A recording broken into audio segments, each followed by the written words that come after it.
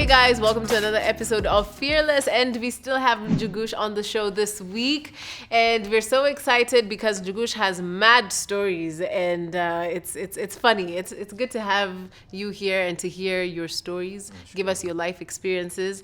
And last week we started by talking about the different episodes of Fearless and how they sort of like relate to your life experiences, right? We went through episode 1, episode 2, episode 3, ulitupeleka kwa Cube. And now episode 4. Oh, Cube is Cube. It's Cube. Cube. Cube. It's more And the gunia. I remember the gunia couches.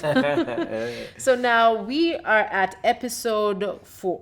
So episode 4, we did something special for World Humanitarian Day. So every August 19th, the UN celebrates World Humanitarian Day, where people who have been helping their communities in times of pandemics or, you know, such things that's happening in the world, then they are celebrated. So what we did, we went to Kibera and Mathare and provided for 200 families, gave them food, gave them toiletries. So thank you so much to all the brands that participated and collaborated with Team Fearless. But for you, what does it really mean to have humanity? I think that's the priceless, or rather it costs you nothing, because as much as there's some stuff you give out, food, whatever, the first thought, because I'd want to give out stuff, maybe I don't have money, but it's costless in this way, in that nataka kupeana, your thought of feeling like there is that need of helping someone, that thought alone it's free. It's free. You don't really have to atinafaa kutoa 500 nifikirie kama nisaidie huyu mtu niweke. No. It's free, the thought itself. Now from there, that's when nasema mimi kanjugusha sina do. So what do? I talk to different partners. Niko na hii idea. Kuna watu nimeona wako na hii need.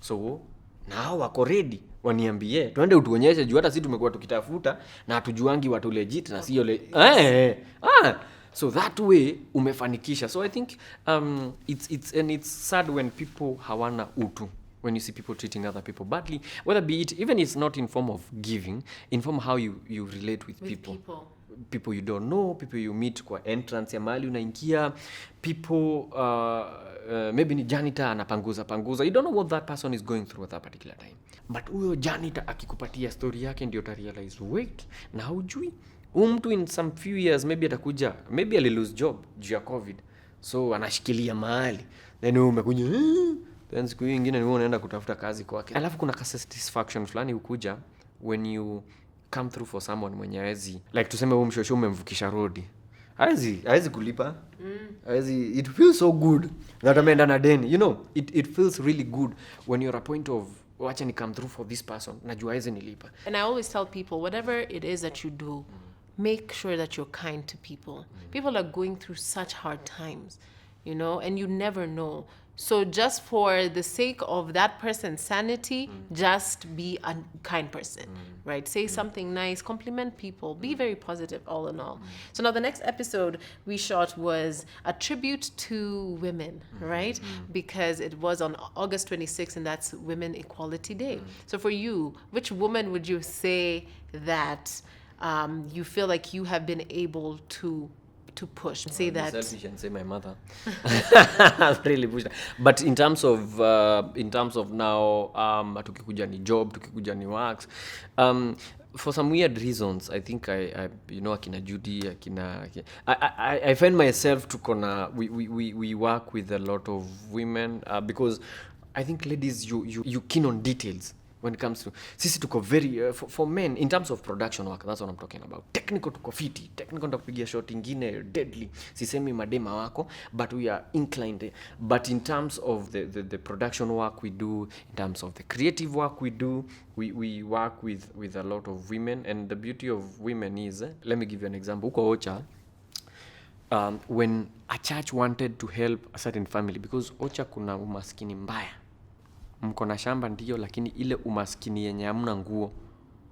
Sidhani kama kuna umaskini mbaya kama hauna nguo kabisa. Unajua kama una nguo huwezi toka nje. Unless Nairobi ndio kama hatuna nguo tunatoka nje bila nguo. So funny. Tunatoka tunaita ati tumeenda nini kuswim. Anyway, na nini branch. Anyway, that's not my point. My point is, so ushago ulikuwa unapata kuna familia ziko na tulikuwa tunaita okea, hata si umaskini, si shida. It's deep. Ni watoto manze unashindwa manze huko, hata dogia huko ilikufa. As in kuna shida. So what used to happen is unapata hiyo familia kuna mzee na kuna mama. So what churches used to do, they used to empower the woman. Wanakuja nasema in this family tuta empower huyu, because when you empower huyu kila mtu mwingine yako sote. And the reason is simple. Wazae kuna wakati walikuwa wanapatiwa hundi, wanaenda wanakunywa. And then church inashindwa lakini si tumekuwa tukiwasaidia. So they started taking kids, wanawapeleka shule directly. Alafu wanashika madhe wanamwambia unaweza chapa hustle gani? Because when you really think about it, and I like to talk about my mother a lot because that's a woman I've seen for the longest time. The kind of work she used to do, she was not employed, but she wakes up at madhe Miss Jai muona ametoka kitanda at after 6. Ulikuwa unapata aliamka mpaka unashindwa nini nasumbuaga huyu mama. Ameamka, ametengeneza chai, mnaamka mnapata chai, maji ya mzai, nini. The same madhe atateremka huko Ngurumo achukue majani ya ng'ombe, alete, akatakate, aende achote maji huko mbali. Mzai saa 7 anasikiza radio hivi. Anasikiza news. Madhe akuje, apike. Nilikuwa kwani yako na nguvu aje? Then jioni awapikie akule. Sasa hata hakuli chakula because amechoka. She's very tired. Yet tomorrow atafanya hivyo na hivyo the same. And she never complained even one moment. Because we're nurturing, you know. You don't think about just yourself. You're thinking about the people around you. How can Jugush have a meal? How, you know, I feel you. Like mimi mse tuseme sina job katika ndia yangu na wife. Na kuna job inapeanwa. And more likely how do I put it? Because mimi hiyo job imekuja na ni job fiti. So what I'll do, I'll say, na ni choice yangu na mrembo, wacha mrembo achape hiyo job. Juu mimi I can always go na nitafute ABCD. But yeye as long as ako hapa mimi najua tumekula home. So mimi ni wacha tuadisie huku nje. Right. And shout out to men who are doing that, who are still empowering their, you know, their women. Right? I think because it's a very commendable thing. As much as we thing. say mambo na equality is awesome, but equality is not saying hamna challenges. Equality is not saying hamna challenge. Equality is trying to make bridge the gap. To bridge, because it feels good when you're both working. It feels really good when huyu unaleta juu hata burden inakuwa rahisi. Ushashika nini? Na vile hata nilikuwa nimeipangia, so hiyo do tuweke ama tukule, you know, it becomes easier for both of you, and right. Especially in a relationship kind of setting. Agreed. And in this juncture, I'd like to give a big shout out to Ubuntu. This is a community center in Mai Mahiu who have been taking care of disabled children. So what they do, kwa sababu Mai Mahiu, most men when they realize wako na mtoto ako disabled, wanatoka family, right? Wanatoroka, which is very sad. So most of the mothers are left to fend for the children, hawana jobs, you know, they end up not having food. So what the center has done, they've taken the kids during the day, wanatreatiwa, they're taken through medication, they are taken to school, and what the moms do, they're taken to a center where they make bags, they make shoes, you know, so they're able to still make money and fend for their children. Okay. So Ubuntu, continue doing what you're doing. I miss the kids so much, and hopefully I'll be hopefully I'll be able to come see you very soon. So then the next episode that we did was on colorism. Have you experienced any sort of colorism in your field? Mtu anaangalia rangi. I think for me it's a yes or no one. I'm not too traveled, so in terms of kubaguliwa na kwetu ni Roiro, so wale watu najua hata leo ndio nasikia ni kama nimekaribia you know, but in terms of someone will look at you, the color I know is status. And this whole thing about colorism and otherism is because mtu anakuangalia alafu anakuweka kwa bracket fulani, and sometimes we do that kama hatujui. Na kizungu nasemanga aje ukifanya kitu kama hujui, subconscious ndio hiyo nisaidie mahali na kwama my friend yushona makala. Okay? So na hiyo ni colorism hata uioni, anashona makala. Na ni kali sana, ni supu anakutengenezea na ile ni banda ya Kenya, rasta colors, tamu sana. Alafu ni za ngozi, ni ya kala za ngozi, si hizi za taya. So zinakaa fiti to sandals to supu. Alikuwa anauza I think 1800. Very nice. Supu. Mpaka sasa bado niko na like 2 years later. Then kuna jamaa fulani kwa sako yetu akaleta tusando twingine, I think tulikuwa tumetoka Italy. Akatuleta anauza 35. Zilienda. So mpaka ubeshti yangu akaniuliza, manzi kwa hii sako yetu ni wewe tu umeninunulia viatu. Sasa wengine wote wamechukulia na nini na zake alileta juzi. Nikamuuliza, kwani zake anaundaje? Ana import, anaziendea Uganda but zimetoka Italy, ni za Italy. So yeye alikuwa anaziuza ni za Italy. So kuna hii kasumba yenyewe utaamini kitu ya mlami, mtu fulani ametoka sijui wapi, ametoka amekaa. Utaiamini than your own. Than your own. And that's a mentality, sijui mali tulitoa. That's a mentality, I think is when we are growing up. Tukionyeshwa Yesu ni white. So unagrow ukijua, so Yesu. And if he was good and everything about him was good, miujiza, then I guess shetani akiletwa analetwa ni mweusi na pembe.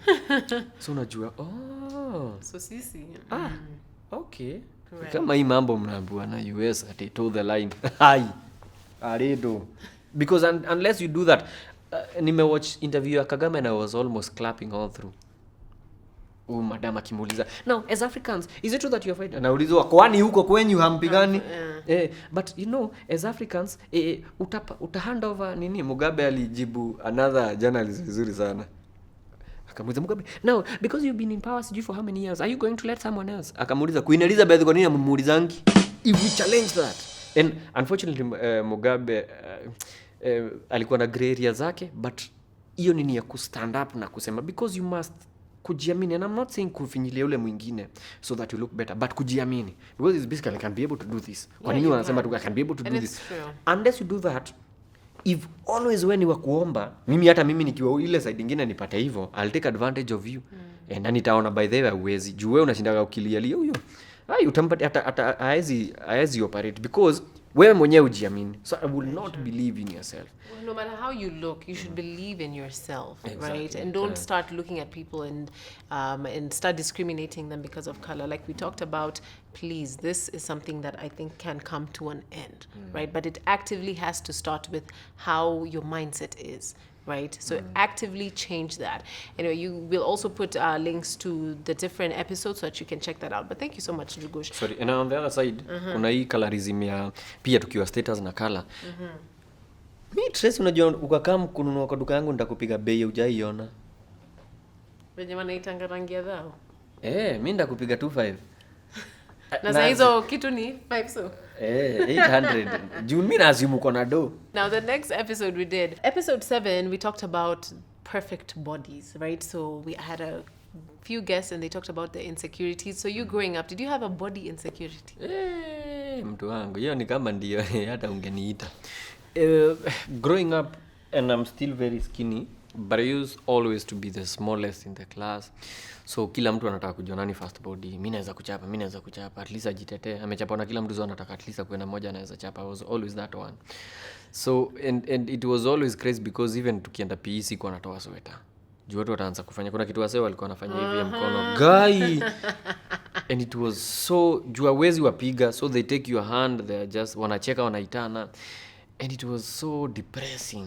So I'm always afraid kutoa sweta juu kuna mtu atakuja ashike mkono. So if niko hivyo alafu kutoke place uniulize guy, na kwani ukurangi ulimeza nylon? Kuna auntie yangu aliniuliza, "Wewe, unajua tunafikiria ni Msomali, kwani ulimeza nylon?" Nikamuuliza, "Mnataka ninone mnikule?" Kwanza nakumbuka nikiwa class 7 manze, kuna kitu iliniuma. Boy alikuwa mbigi, tuko the same class. Then kaboy ka class 2 kakaanza kunihanda juu kanaweza nichapa. You know, because I'm small. So boy mwenye tuko class moja manzi alikaambia, "Huyu hata usiogope, unaweza mchapa. Miaka tu ndio amekuzidi." I was like, "Kwa nini aseme hivyo?" Na sasa hiyo ndio uko kwa ile stage mnambo adolescent. Right. Unataka hata wewe kujiona bata huko. Every time unataka kujiona mtu anakaa na kuambia hapana huko. So did it make you at that point feel like less of a man, less of a boy? Yes. Because hauwezi fanya wasa wanakatiana, wewe huwezi katiana. Mimi sasa hata nitatoa wapi hiyo courage? I didn't have, and up to date me by the way mademo wote nimekuwa nao mimi sijaikatia. But you know, it's so crazy because at that time losing your confidence at that age, it's so, I mean, how were you able to now get back your confidence? Even if it's not get back your confidence, but at least build some sort of confidence. I think it's when I think I started acting. So when you realize you have a certain power, and hata nikiwa shule nilikuwa naelewa hesabu than those guys walikuwa wananibully. So they'll still come around and ask me to help them. So I'm like trying to buy them out na waonyesha. Then kesho bado wataniingilia. But that's it. So kufika college, that's when I realized there's something I do better than them. Unapiga show, unapigiwa nduru than wale wanakuenjoy.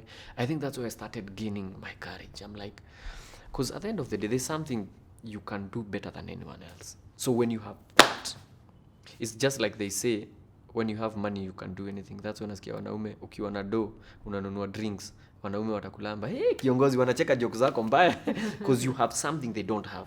So when I realized niko na hiyo, alafu dem moja akanikatia. Tracy, hiyo dem alinitengenezea maisha, akanikatia. But it's because you had gone through this trauma where people were constantly making even fun of your you. own people. Yeah. Maanti zako wanakuuliza, kwani huyu humpeangi chakula? Unauliza mamako, hiyo ni swali gani? So ikasemekana, unaona vile yako hakurangi. Juu mamake walihama wakaenda Ruai, akaachwa kwa aunti yake, hakuli. Kuja niliako kwa ilikuwa inaitwa, sijui kama ilikuwa UNESCO. Kuna group fulani shule ilikuwa inashughulikia wale watoto hawananga wako disadvantage, kwa hawajakaa poa. Si nimekwambia ushako kuna ile shida mbaya. Wale hawajakaa poa ama wale wako orphans. So tulikuwa tunafidiwa lunch time. So nilikuwa nabeba ugali.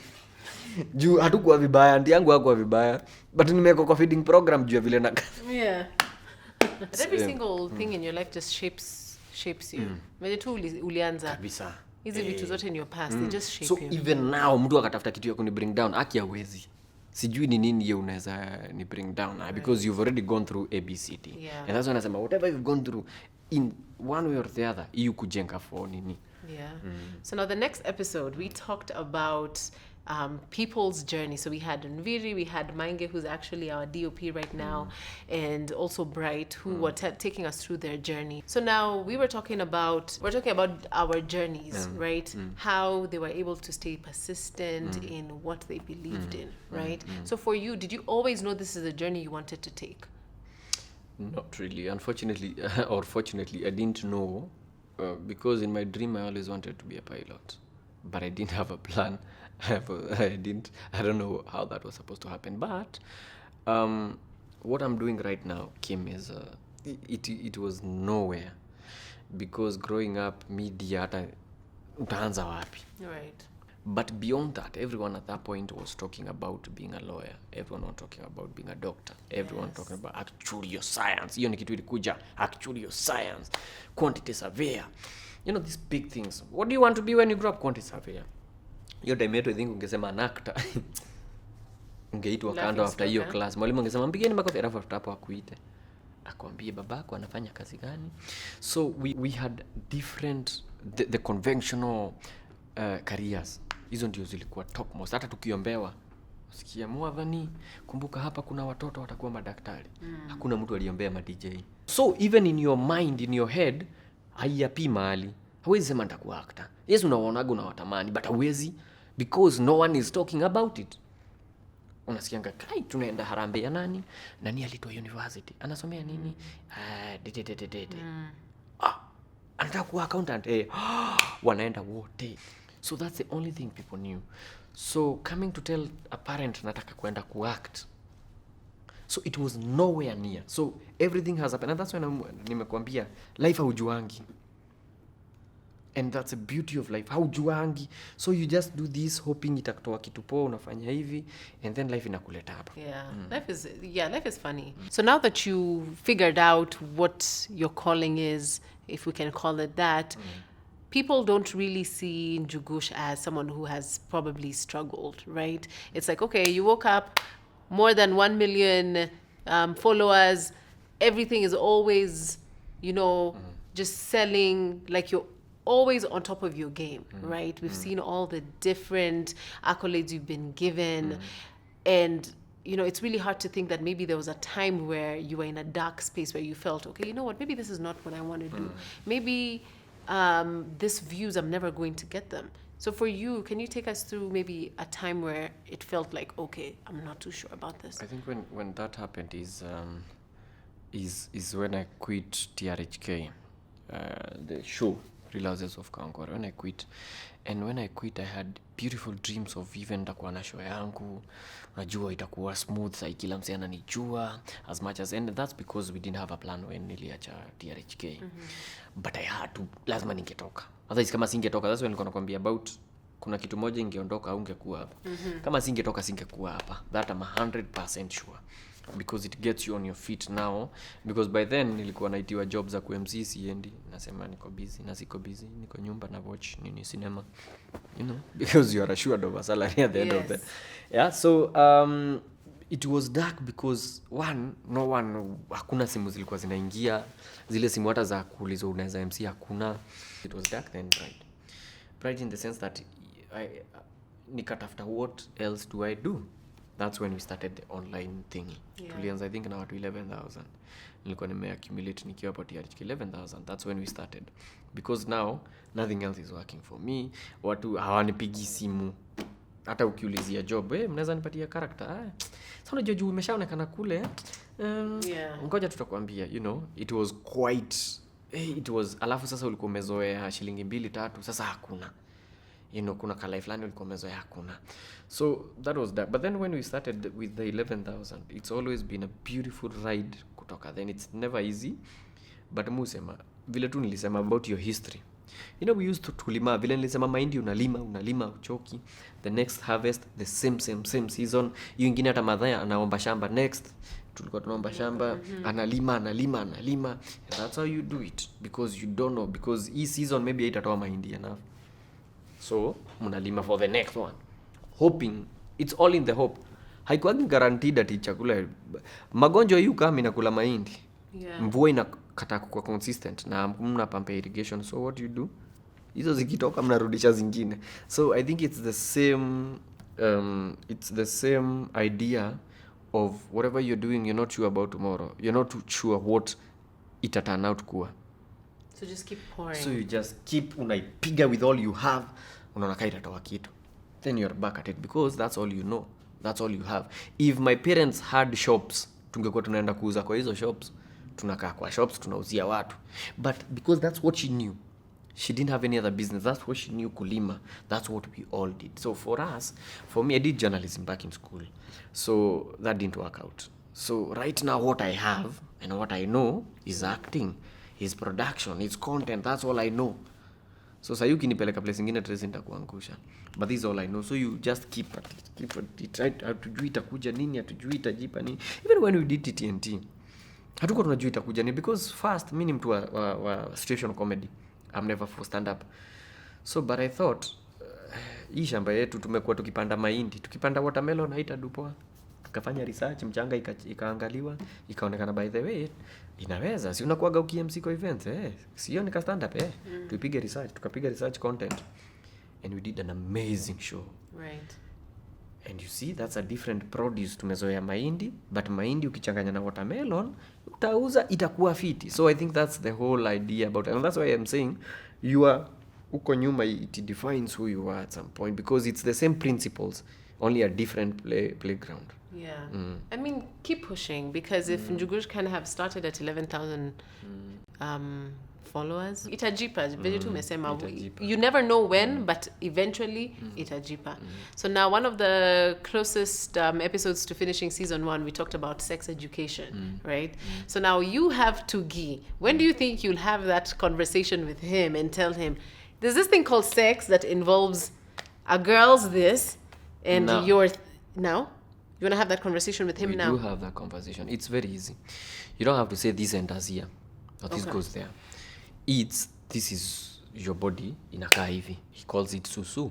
The only way to make it normal is if you start talking about it now. we talk about elephant now. So it won't be a big thing kumwambia sasa kuna hii mnyama ni mkubwa. It's because tumegrow tukimuongelelea, so it's not something foreign. But you realize right now our kids are more exposed, wako na matabu napatanga wako, so what are they accessing? So I think if you start making it normal, like for example the other day I was asking myself, if my son, and I'm sorry, I know people are going to judge, but if my son came and told me anataka kuweka dread, would I allow?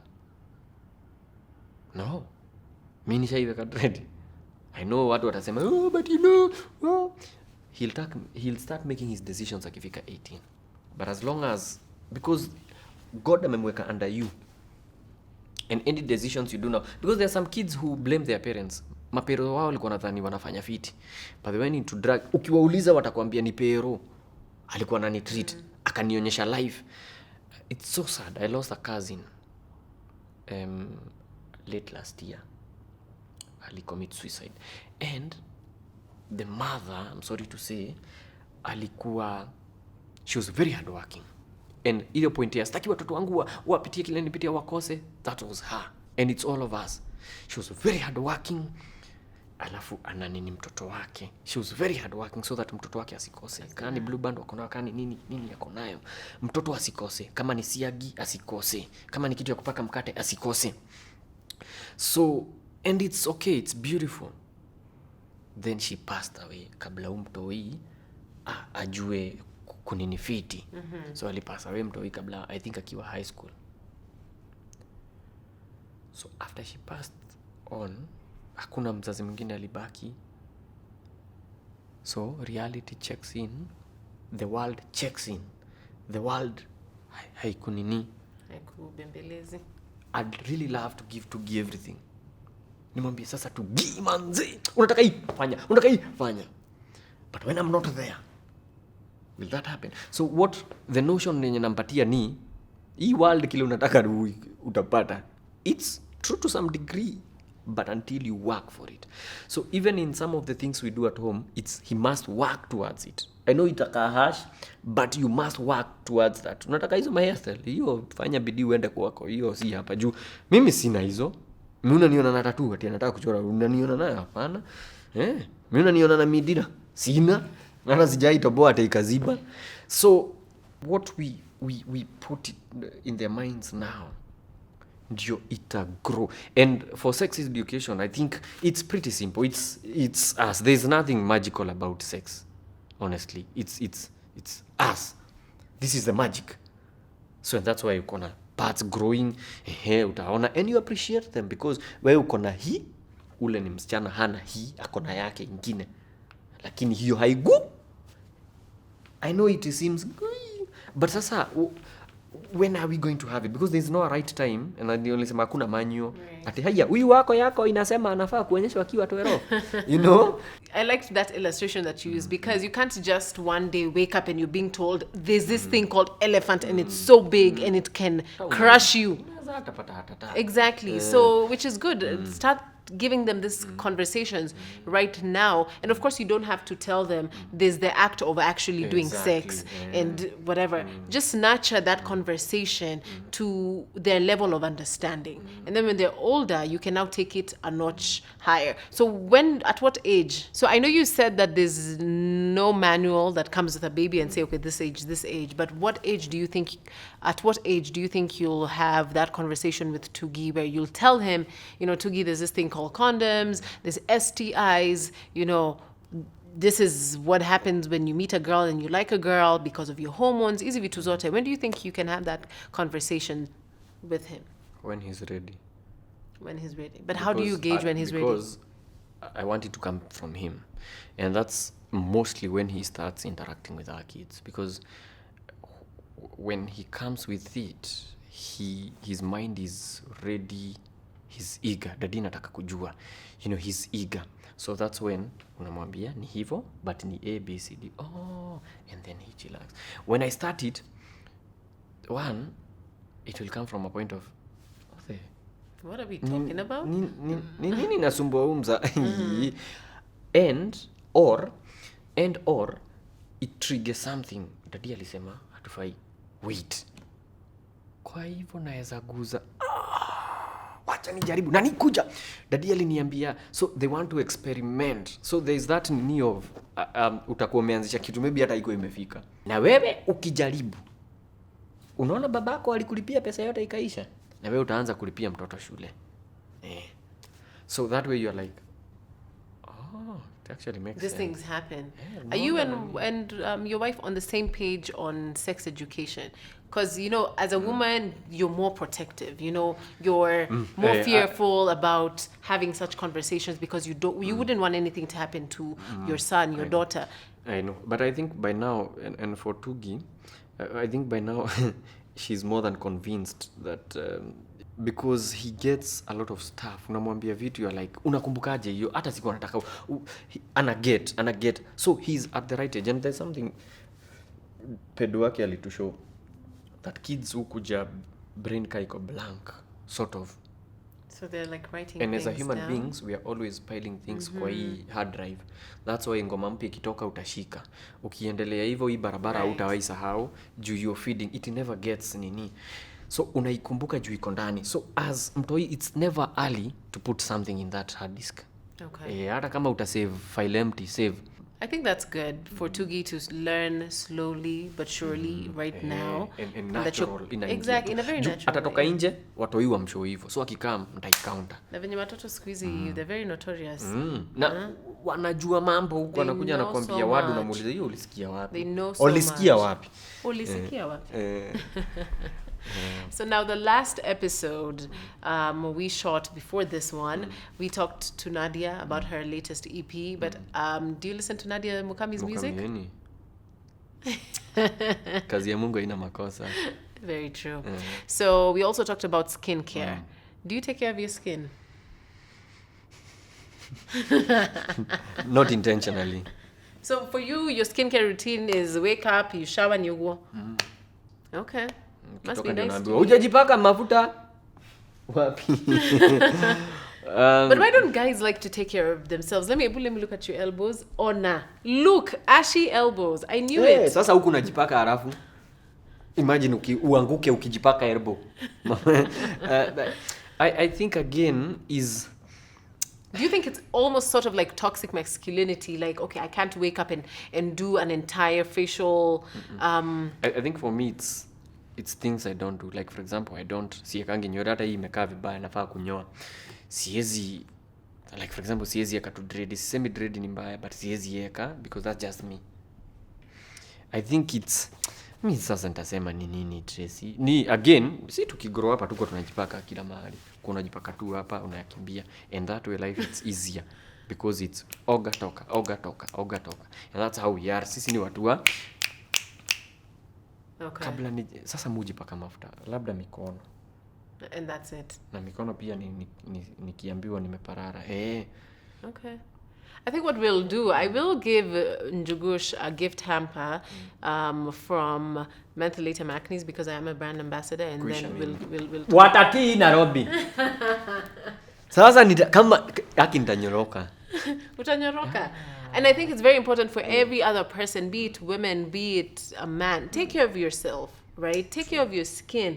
And it's not because of you want to impress other people. It's because it's for you. When you want to make sure when you... That's why men tunakuanga tu mavitu. Tunakaa kimutu tu.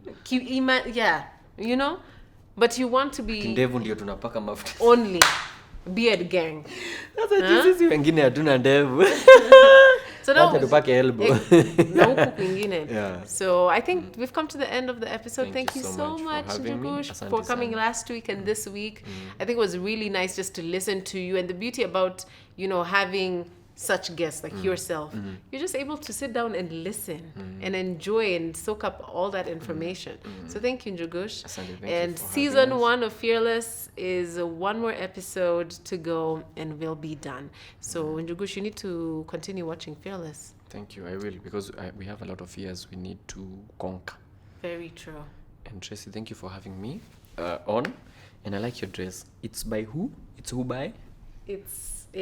I got it from a friend of mine. I will remember where I got it. I will tag it. But thank you. It is cute. Thank you, Jugush. If you liked this video, make sure to leave a thumbs up and make sure to subscribe, watch, and do all those good things. But we will see you next week for the last episode of Fearless Season 1. So excited that you've been with me throughout this journey. And let me tell you, it is going to be an incredible one that you can start right now. So join us. Make sure to subscribe. Thank you, Jugush. Bye, guys. See you next week. Ngumi mbwete. Ndio hiyo. Ngumi? Mbwete. Mbwete ni? Mbwete. Ni mbwete inafaa kuwa mbwete. Ni mbili. Mbwete is 2. Ni mbwete. Ngumi mbwete. Thank you so much.